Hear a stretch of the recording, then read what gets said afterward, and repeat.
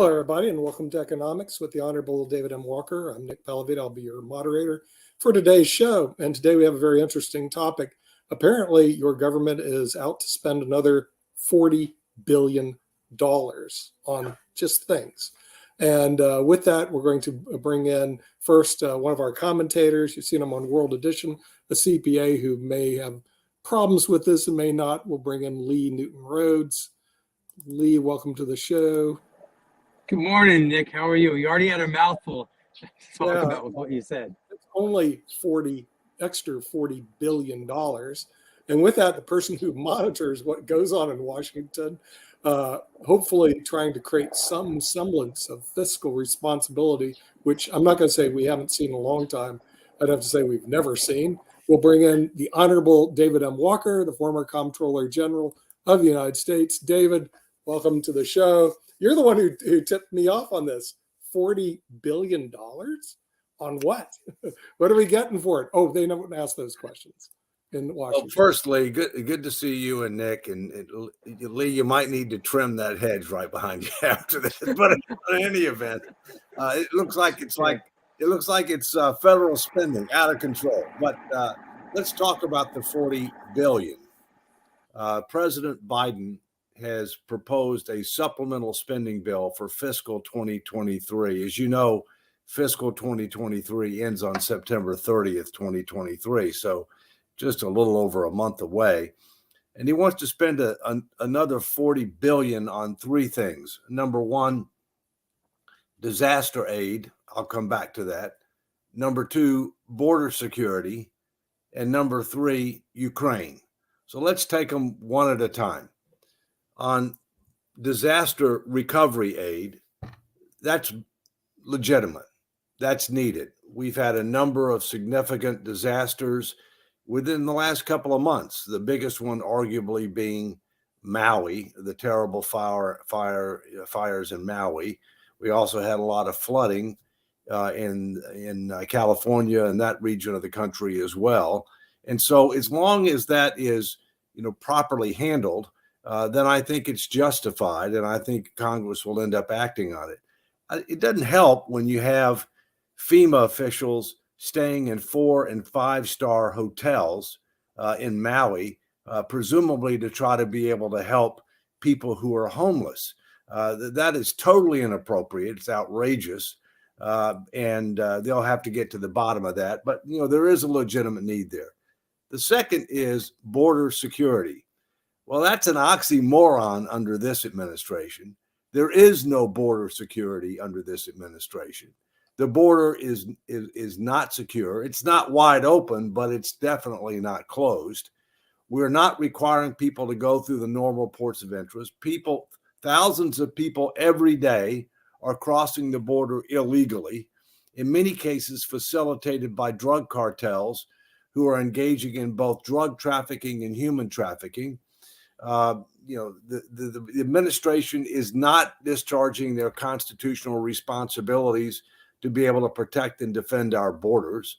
And yet, at the same point in time, when states try to do things when the federal government fails to do things, the federal government sues them, which is totally outrageous. And so we've got a situation where if we're going to provide more money for the border, it needs to be for security, not how it's being used. It's being used right now to be able to process and distribute illegal immigrants throughout the United States, which is causing a huge strain on many cities, including cities that are run by Democratic mayors who are now finally starting to complain about the failure of the federal government to do their job. Now, in many cases, they just want more money. That's not the answer. The answer is secure the border. The other thing I found out within the last 2 weeks by somebody who's on the front line down there is that the administration is selling all this steel that was purchased by the last administration to build a wall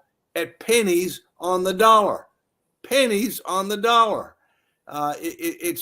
Things are just out of control. The other thing we need to do is we need to recognize reality. These cartels are terrorist organizations. What they're doing to our national security and our public health is unacceptable. it's time to declare them to be terrorist organizations. And it's time to tell the Mexican government that either you do what's necessary to neutralize these people or we'll do what's necessary to neutralize these people. And I have no problem giving money for that. The last issue is, the issue of Ukraine. And this is a more complicated issue. And we saw a little bit of this play out in the GOP presidential debate last week. First, clearly, Russia is on the wrong side of this issue. They invaded a sovereign nation. They are engaging in a number of atrocities, and that is totally unacceptable. But we also need to recognize how this thing got started and what our appropriate role is. This got started arguably when in 2014, during the Obama-Biden administration, Russia took Crimea and absolutely nothing was done. In addition, with our disastrous exit from Afghanistan 2 years ago, that emboldened Russia, China, and others to be able to take more aggressive actions. Furthermore, when the president answered a question asking about what he would do if Russia invaded Ukraine, and his answer was, well, it depends upon the nature of the incursion, that pretty much gave Russia the green light to go and take part of Ukraine that was largely Russian speaking, and the Donetsk and other reasons, if you will, to create a land bridge to Crimea. But now we're in a situation where rather than trying to deter aggression, and let me reinforce, to deter aggression, you have to do things before the aggression occurs, not after the aggression occurs. We did not do enough with regard to arming Ukraine and taking a number of other steps to deter Russian aggression. So when it occurred, now we're trying to make up for lost time. We're late, on many of the things that we're offering, but nonetheless, we are doing way more than our fair share. We have contributed way more than European nations combined. Now let's go to the debate that was last week, the presidential debate. Nikki Haley took on Vivek on his position in Ukraine. Vivek says we shouldn't give any more money to Ukraine. I disagree with that. I think we should, with conditions. Nikki said there are 11 nations in Europe that have given a higher percentage of their GDP than we have. Well, now this is a typical politician. Technically accurate, grossly misleading. Technically, as of May 2023, there were 11 small European nations, for the most part, that had given a higher percentage of their GDP to Ukraine aid than we had. But guess what? Countries like Germany, France, Italy, much bigger nations are way behind us, such that we have given much more in total dollars and as a percentage of our GDP than European nations combined. Now, what's going to change this? Well, let me give you a magic principle, and that is called incentives. We ought to tell the Ukrainians that we're going to continue to help them because we want them to prevail, although, as I've said before, I think it's much more likely to end in a stalemate. But we want to help them. But here's what the deal is going to be. We will match what European nations give. In other words, we're not going to continue to be Uncle Sugar. We're not going to continue to write blank checks. We will match what the other European nations give. We've already given a lot more than them. Forget about that. That's water, over the dam or under the bridge, whatever you want to say. But from this point forward, we're going to match. So if that $24 billion is going to be enacted, it ought to be. If it's going to be passed, it ought to be passed with conditions. It's matching money. We're not giving this unrestricted. It's matching money. So those are just a few thoughts. Happy to get into those or anything else you want to get into, Nick. And thanks for giving me a chance to kind of set the table. Hey, Yeah, well, David, just really quickly. I just had a quick question for David, and it actually was based on some of what he was talking about and the debate and all along those lines. But I know that we're going to come up on Labor Day, and the holiday season, believe it or not, isn't that far from us, and all along those lines. So a lot of people are concerned because that is usually a time that gas prices start going back up and inflation starts being an issue and everything. So I just wondering as whether we should be concerned. I know that the U.S. Federal Reserve Chief Jerome Powell has left the door open for further increases in interest rates and all in that space. But I just wonder, where do you think we are in the United States, and particularly in this part of the West, when it comes to inflation numbers, and whether this is something that we will be seeing as a concern in even the political lanes? Because I know a lot of times people are like hearing all these other issues and they're going like, no, that's really the economy. I think that I read a comment where folks were wanting the candidates to speak more on economic solutions when they were in the debates that we just had the last Wednesday and everything, because I was reading a couple articles and a couple of the people afterwards were like, I heard a lot of things around climate change. I heard a lot of things around a number of other issues. I want to know, what are you going to do to help me put bread in my pantry? Well, first, gas prices are already on the rise. And I think when you saw what happened with regard to the BRICS meeting, where they invited 7 other nations to join them in an alliance against U.S. interests, including a potentially alliance against the dollar. And a lot of those nations that were invited to be there were oil-producing nations. So I think there's increasing sentiment that over time, oil prices are going to go up.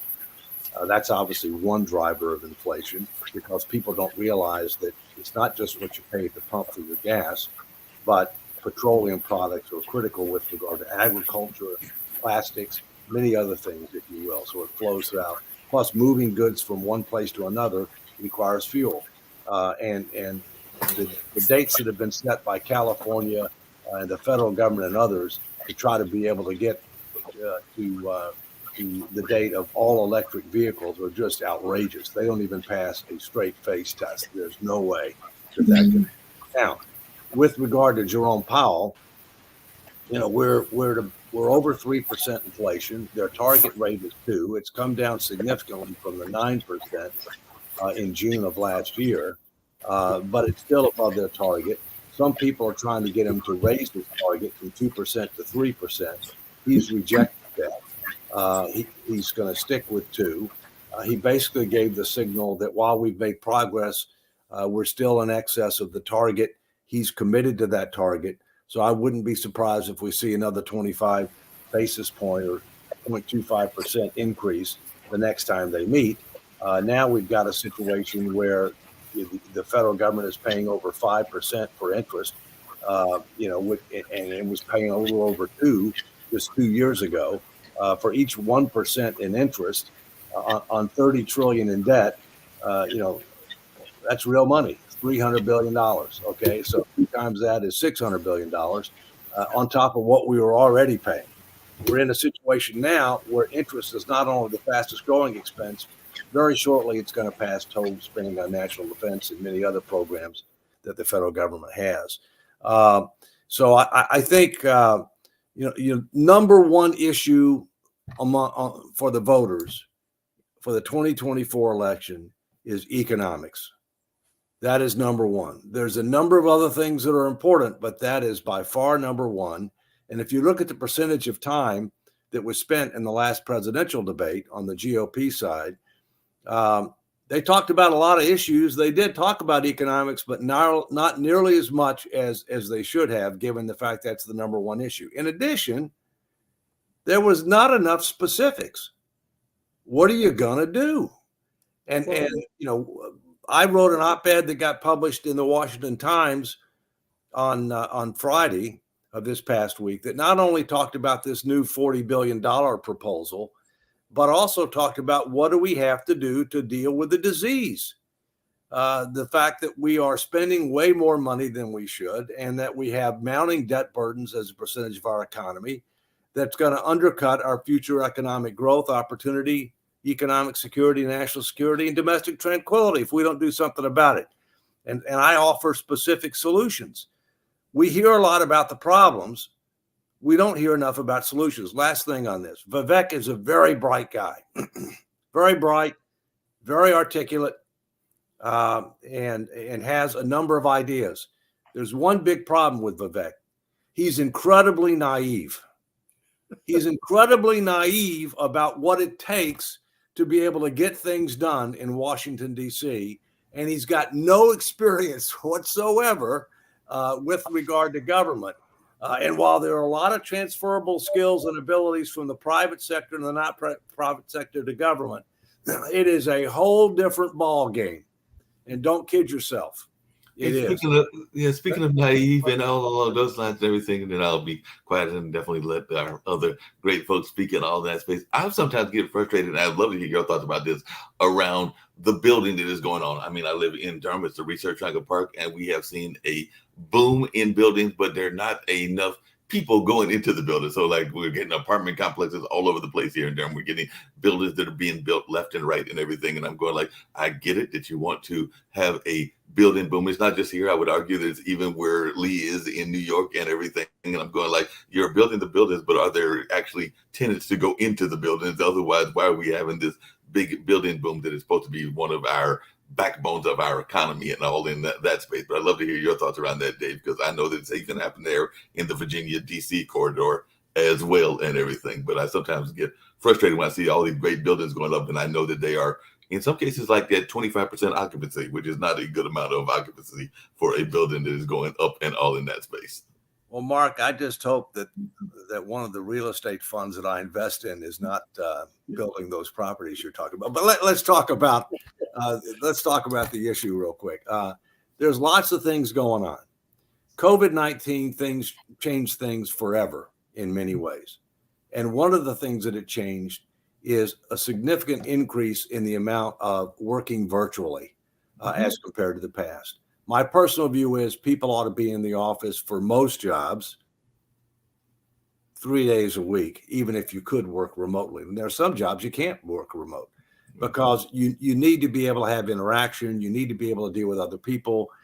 That promotes innovation. That promotes many, many different things. All right. So Class A office space, especially downtown, has been hit hard. And you see a lot of those being converted into housing, if you will. At the same point in time, we know we've got trends where people are moving out a lot of the big cities. They're moving from the north to the south, all right? Mm-hmm. North Carolina benefits from that, not as much as some other states like Florida, Tennessee, Texas, South Carolina, for various reasons, but it does benefit from that. And so that's what you're seeing going on. Hopefully these people are prudent where they're doing appropriate analysis to be able to understand what the demand is likely to be, if not immediate, over a period of time, such that those will be viable development projects. But I can't comment on the specific ones you're dealing with there. But those are some of the macro trends that we're seeing. David, a macro trend that I didn't hear, and maybe you did in the debate. Did any of the media mention at all the $31 trillion in debt the United States is, and what the plan of these politicians are to deal with it? Did you hear any? Not that I recall, but now we're about at $33 trillion. Okay. And as we've talked about before, that $33 trillion is really just the tip of the iceberg because it doesn't count unfunded Social Security, Medicare, civilian and military pensions, retiree health care, and a few other things. So the real number is over 125 trillion and growing faster than the economy. But that's my point. The number one issue for the Americans, I can't hear you, you're muted. The number one issue for Americans is economic. All right. There's lots of aspects of economic, but one of which is our structural imbalance and how are we going to get it back? And I propose two things. Number one, the debt ceiling is a dismal failure. It has failed to constrain the growth of government spending and mounting debt burdens. It needs to be repealed and replaced with a constitutional amendment that will limit how much debt as a percentage of GDP we can take on absent extraordinary circumstances for temporary periods of time. Secondly, that if you think that Congress is going to pass all the spending, tax, and other reforms necessary to be able to get us on a more sane and sustainable fiscal path, focusing on getting debt to GDP down to reasonable and sustainable levels. If you think they're going to do that through the regular order in a piecemeal fashion, you are dreaming. It will never happen. And therefore, we need a new statutory commission where you've gotten buy-in from the Congress and the president that learns the lessons from Simpson-Bowles, that engages the American people with the facts, the truth, the tough choices, that comes back and makes a package of recommendations that will be guaranteed an up or down vote in Congress. The people are smarter than the politicians. They're ahead of the politicians. You have to prepare the way for a tough vote, but we need that tough vote sooner rather than later, but in my view, after the next election. So those are two concrete things, and we can get into specific issues, Social Security, et cetera, but we have to recognize reality that things are broken. The regular order is not working. We've got to be creative and find out other ways to be able to deal with these problems before it's too late. Yeah. But David, why wasn't this even part of the debate? You'd think that these topics that we're discussing are important to everybody. Social Security going broke next decade, Medicare going broke this decade, the United States 33 trillion in debt, plus all these unfunded liabilities. Shouldn't this be the first issue on the table rather than climate change or border issues? And this important. Well, I would respectfully suggest that the candidates in many cases are not going to bring it up, and so therefore the moderators have the obligation to bring it up, and it should be one of the first questions that they ask, and they should have ask follow-up questions as necessary to get people to provide a real answer. Candidly, I think this is an opportunity for a candidate. I think it's an opportunity for a candidate to take this issue on, provide real leadership, commit to engage with the American people.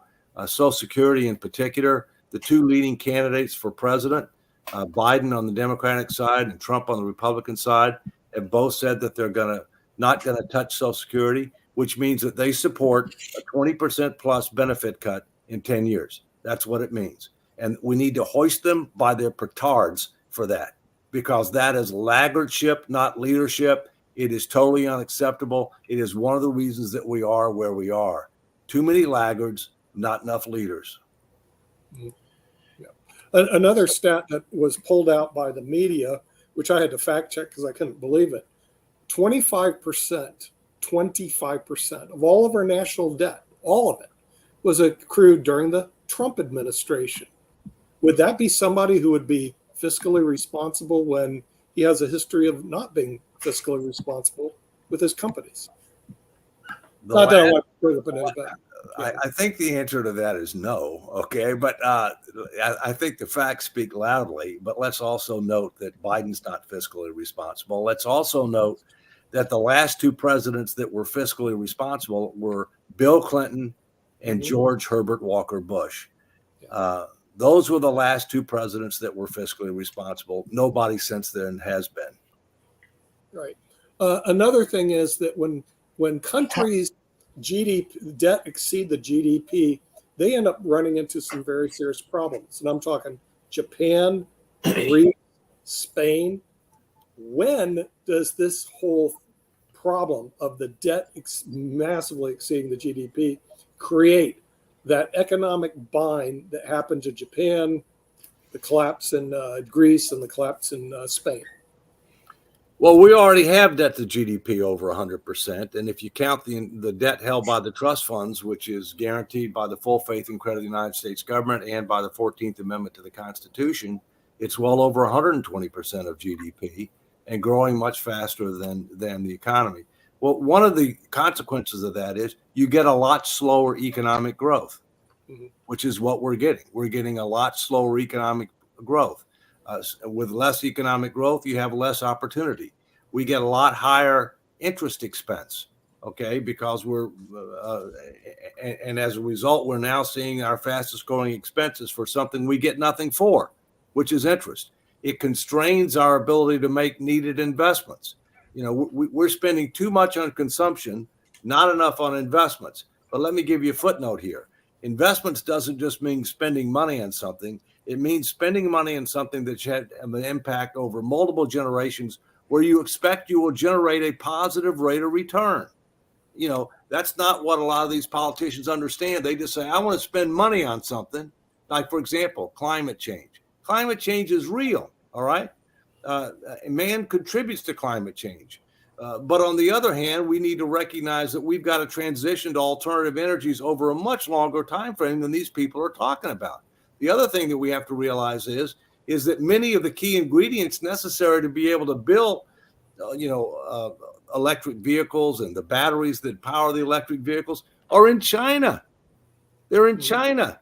You know, we don't, who is an adversary to ours. So, you know, we need to think longer term. We need to think in a more strategic and integrated fashion in order to be able to address a lot of these challenges that face our nation. David, just really quickly, 55 years ago today, there was a very powerful speech that was made by a great moral leader, and all along those lines, and he talked about a group of folks that are still out there and that are still very much in the need of being recognized and being helped. And I don't know that many poor folks that can afford a electric car or can actually get an electric car, and all along those lines. And there are 40 million, is the last statistic I heard, or something around the neighborhood, million poor and low income people in the nation. So to Nick's point and everything, I didn't hear anybody even allude to or acknowledge the fact that in 1968 was the March on Washington. That was what I was referring to. And Martin Luther King was actually talking about the great economic divide that existed then. I would argue that it still exists. So I did not hear any conversation among those Republican candidates, and I will absolutely agree with you that I haven't heard that much among the Democratic candidates either about what they're going to do with this divide that existed then and still exists some 55 years later. So I was wondering your thoughts about that. And am I wrong in thinking that this is an issue that needs to be dealt with by our political folks, or at least have a conversation around? Because there are a lot of folks that are fitting in that category. And it was definitely, like I said, today, August 28th, is literally the anniversary of that speech.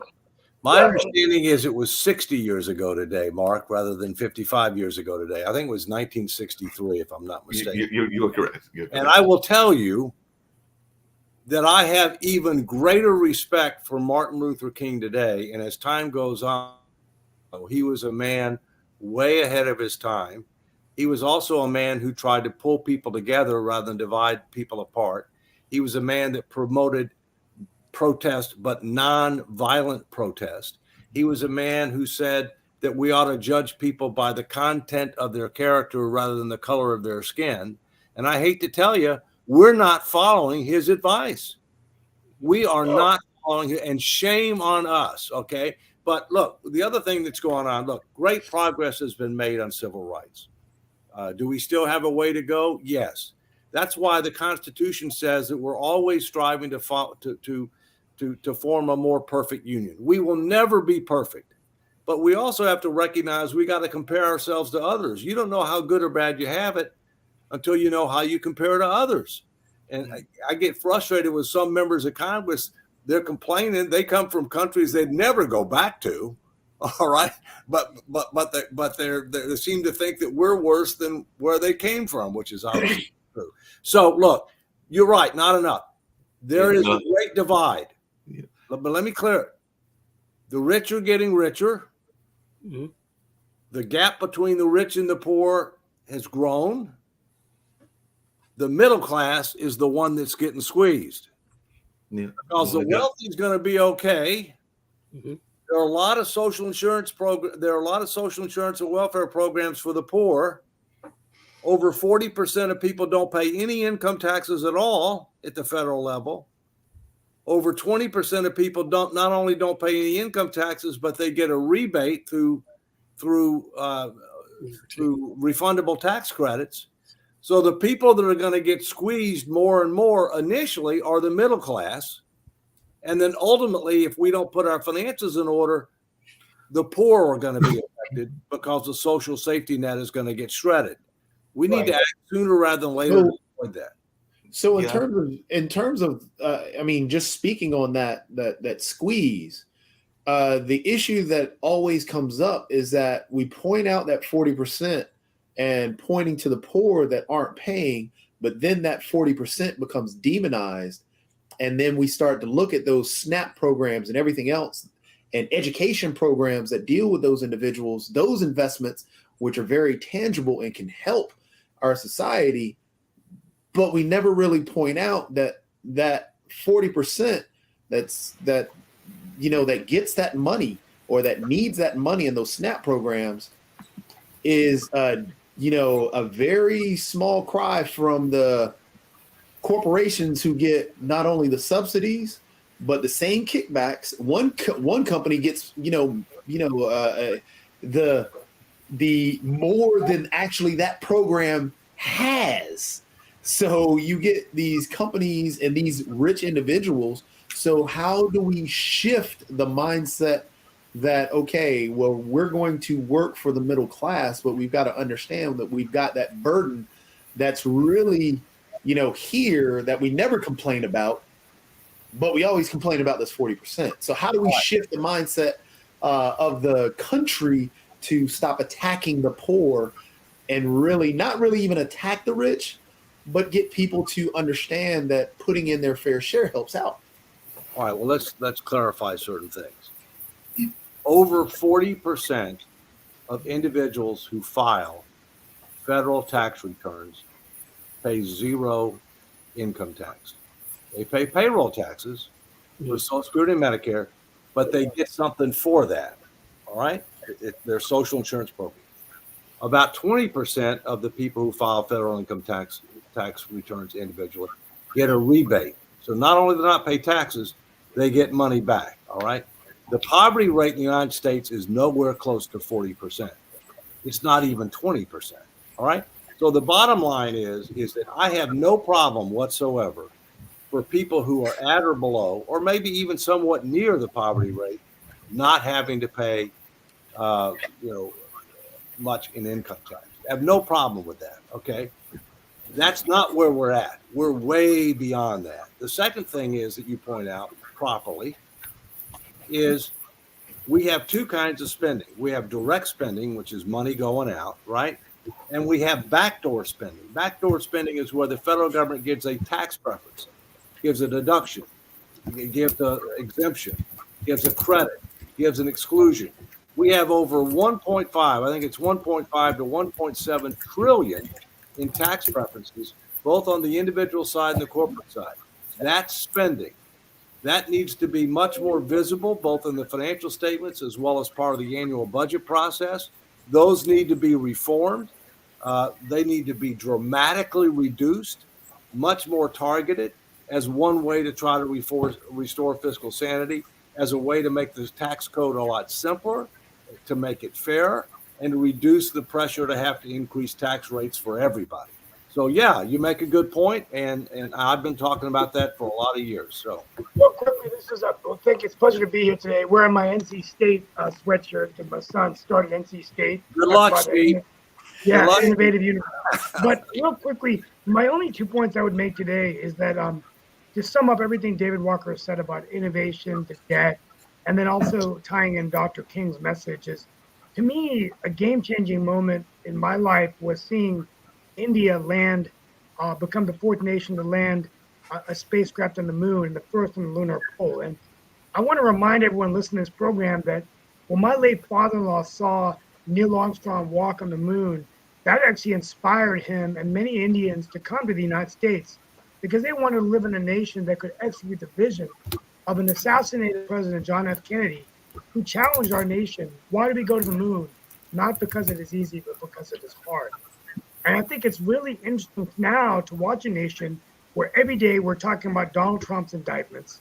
We've divided this nation, polarized on both extremes of the party.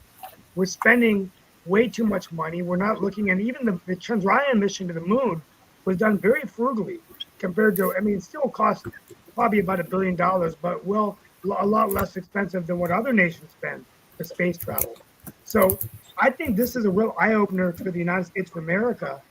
And I now believe more than ever, I disagree with Shaquille Latimer. I think Narendra Modi and India is primed to be the next number one economy in the world. I think the Prime Minister of India knows it.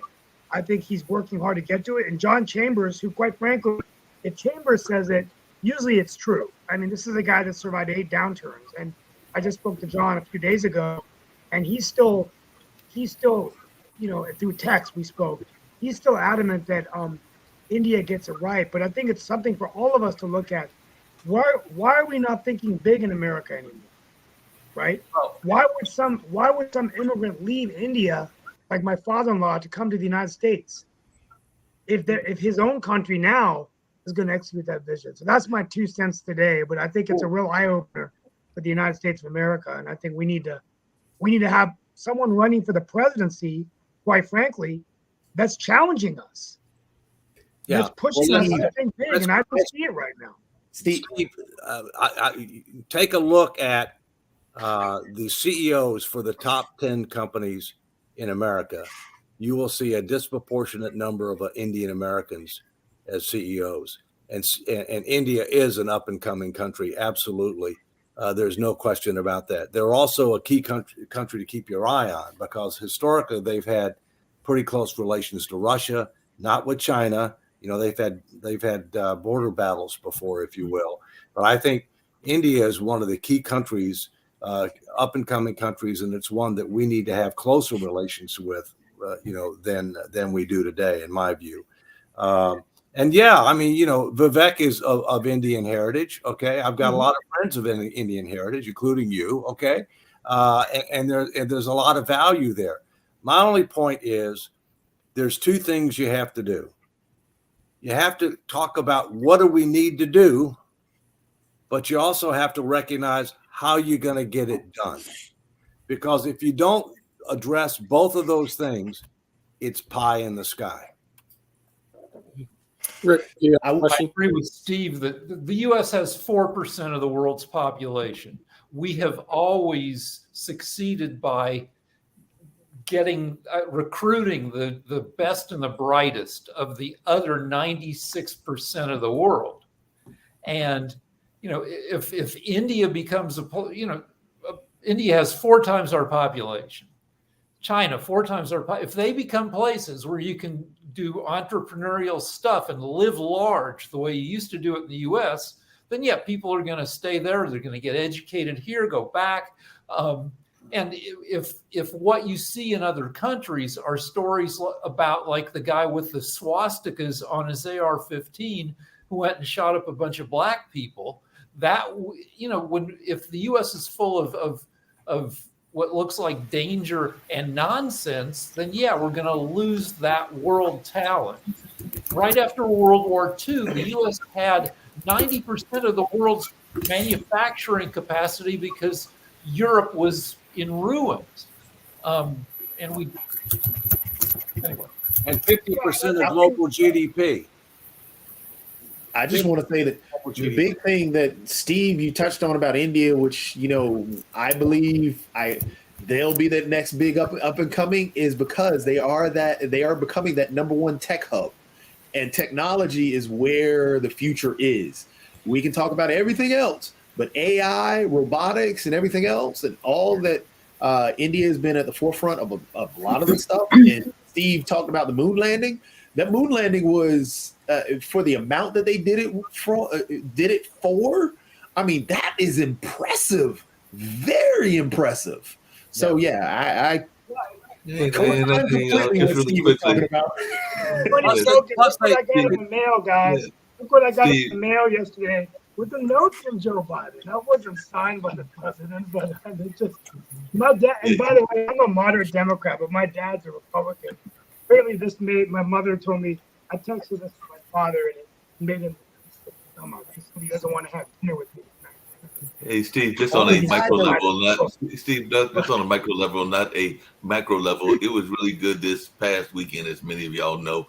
In addition to being part of the leadership team here on Pod TV, I am also a proud employee of the Heritage Center, and we have a youth camp that it runs year round. And I can tell you that this last week there were several kids that were learning how to fly drone planes, because the first 2 weeks of the camp were around STEAM and STEM. So they were actually learning how to maneuver those drones. And the week before, they were learning robotics and all in that space. So that was just good to see in that kind of line. And by the way, apparently he came to, and I know not everybody here is a big fan of him and all along those lines, but I do know that Josh Stein spoke at the kind of King celebration at the one of our major churches here in Durham, and apparently got some good support from that event that he was at and all along those lines. So he was definitely reaching out to the African American community by going to one of the larger churches here in Durham. And like I said, I've talked to a couple of friends that went, and they said that he did a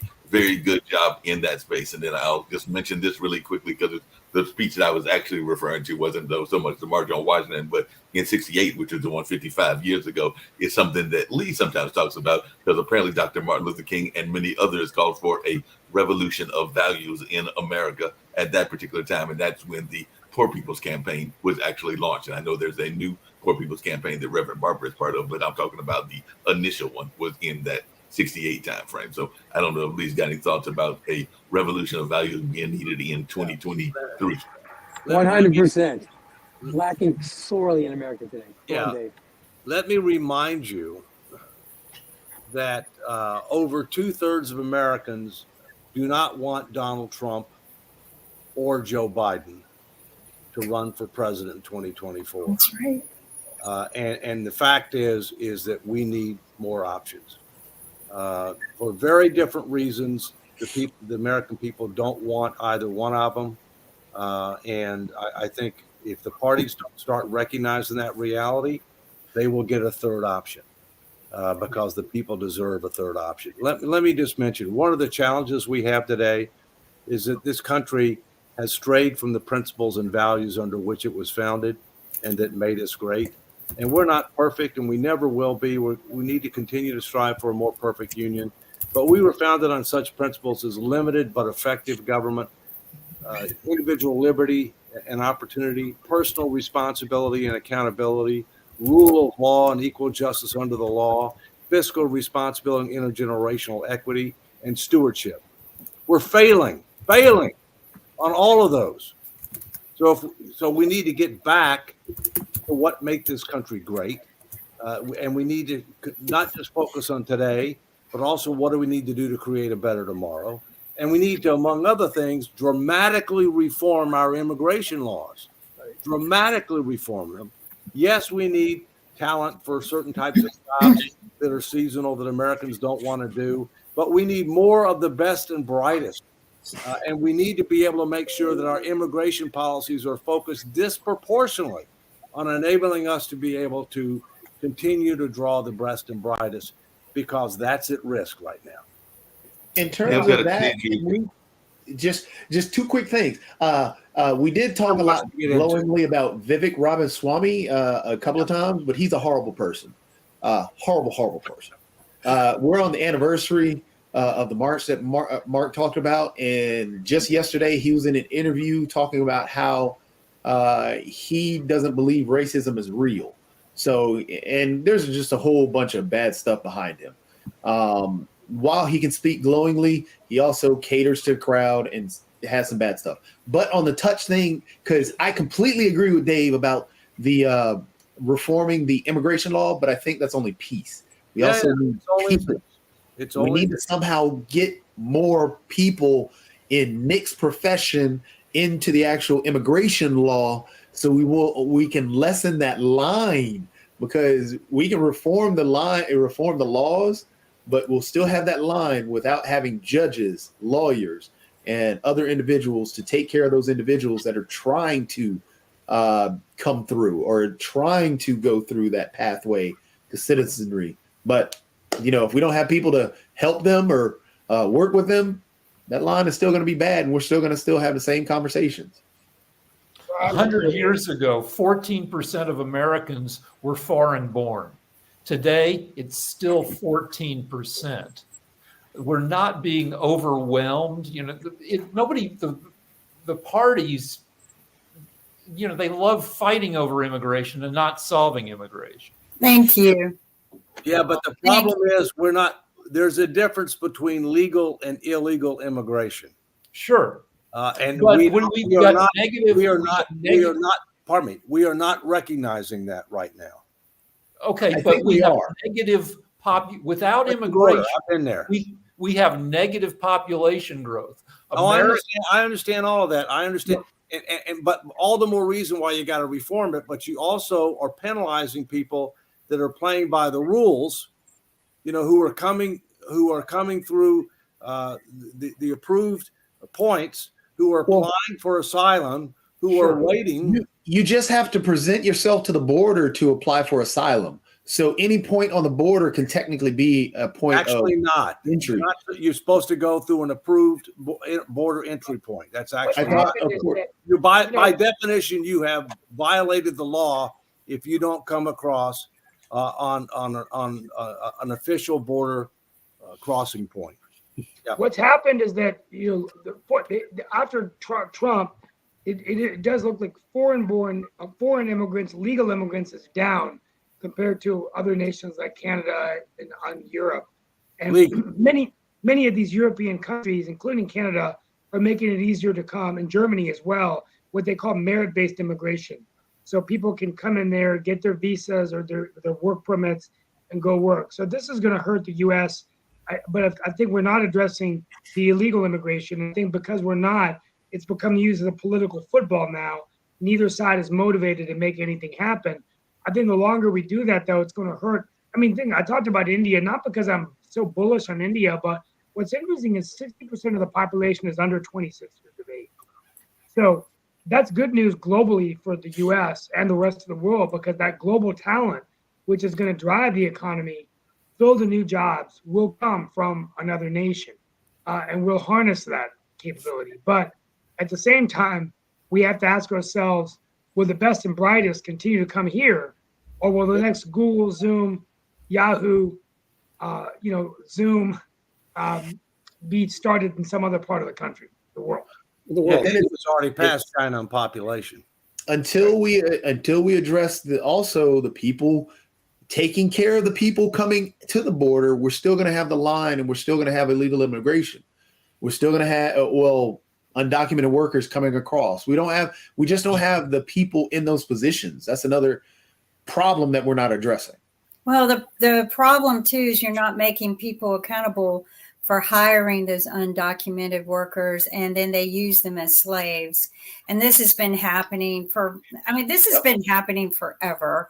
And, but we started this problem by bringing over cheaper labor. The rich people did it. The politicians did it.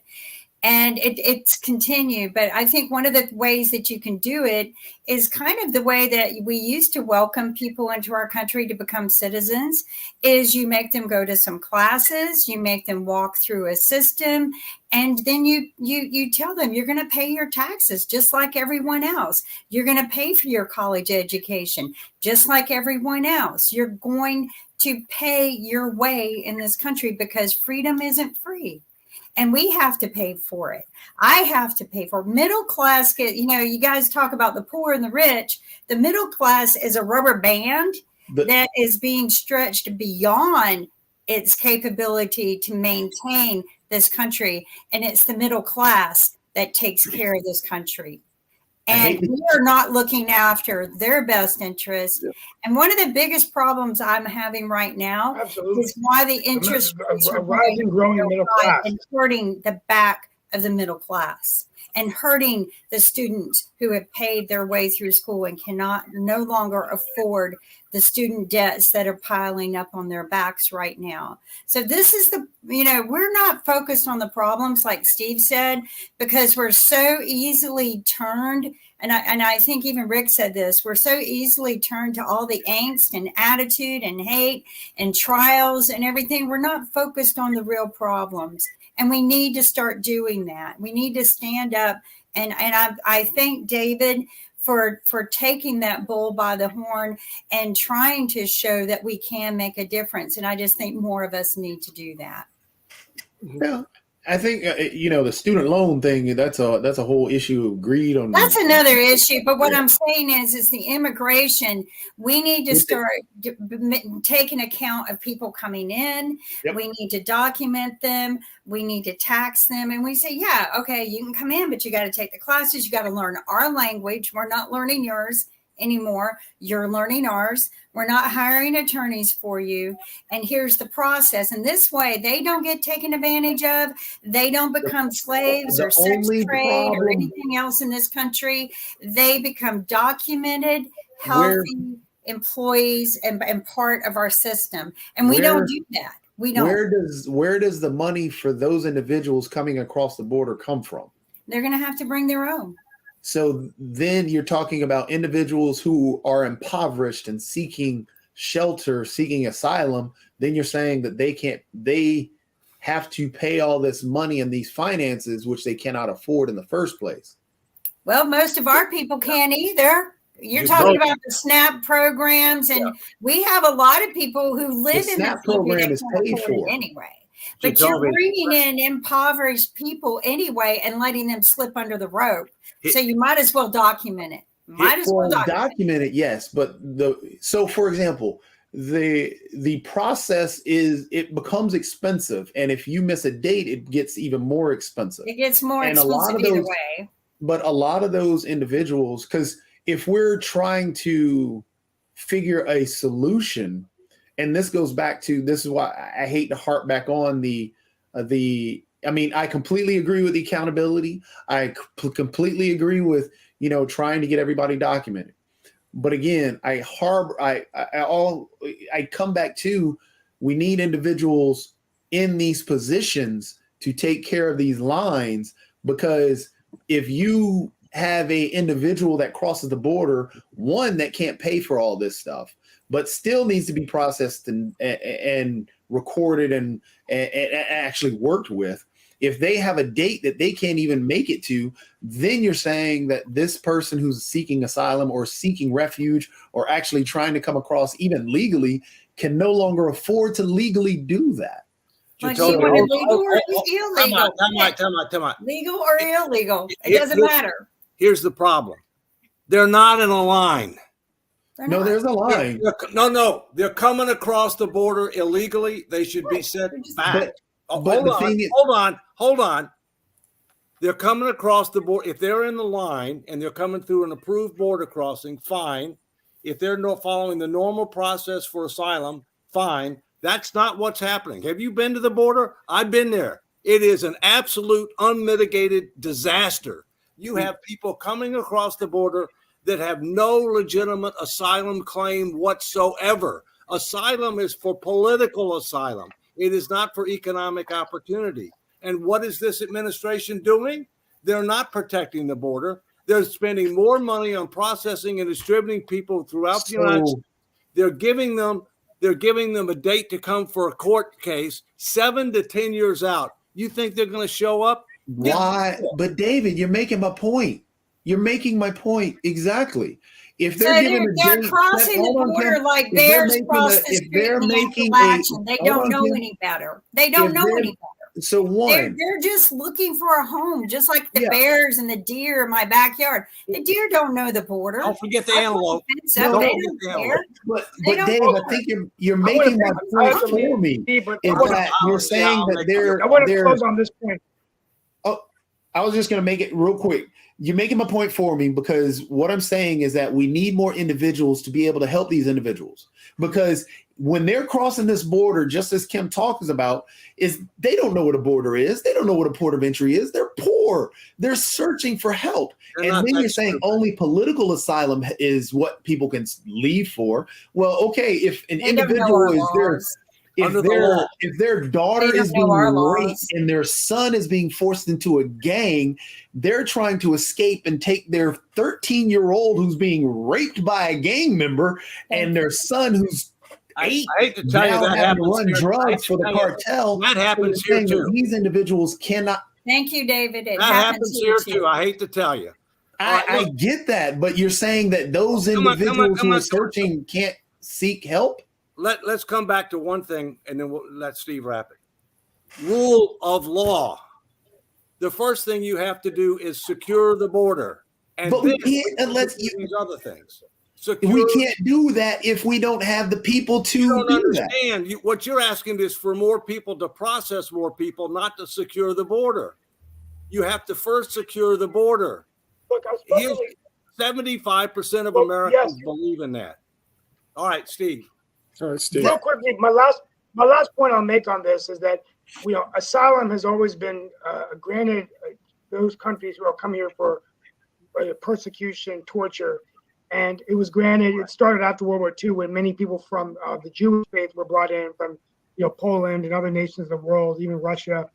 Now what's happened is people are coming in for reason of seeking asylum, and we just don't have the resources to address those asylum cases. So I do think we've got to address how we streamline this immigration process, looking at the foreign policy reasons of why these people are coming in from Venezuela. They're leaving authoritarian dictatorships where they're being murdered and things like that. I think at the end of the day, though, it's also going to look. I've spoken to Senator Tillis and Congresswoman Ross about this. One's a Republican senior senator from North Carolina, one's a Democrat. And both of them have said that even using sophisticated drone technology can actually track where people are coming in through the border illegally, particularly the drug cartels, which are bringing in some of these things. It's not all over. So I think there are innovative. I don't think it's building a wall that the Mexicans are going to pay for. We knew that wasn't going to happen. But there has to be something done. And the fact of the matter is, no presidential administration in the last 12 years has addressed this issue, whether it's going back to Obama, going down to George Bush, going now to Trump and even Biden. Trump did try it, but it's not working. And of course, Vice President Harris, who's got the lowest approval ratings of any vice president, was given this task order. And God, it sounds like she might become the president if Biden is reelected. There's a rumor floating out there that they're going to invoke the 25th, and she's going to be a president for 2 years, striking a deal that she's not going to run again. But I think that'll be very interesting to see what happens. Anyway. But that's my final take of the day. This is a significant issue, and it's going to require people from both parties coming along and providing a solution. And with that, we're at the hour, so we want to thank the Honorable David M. Walker, former Comptroller General of the United States, and our audience from around the world, Economics with the Honorable David M. Walker. We'll see you next week. Bye-bye. Okay, guys.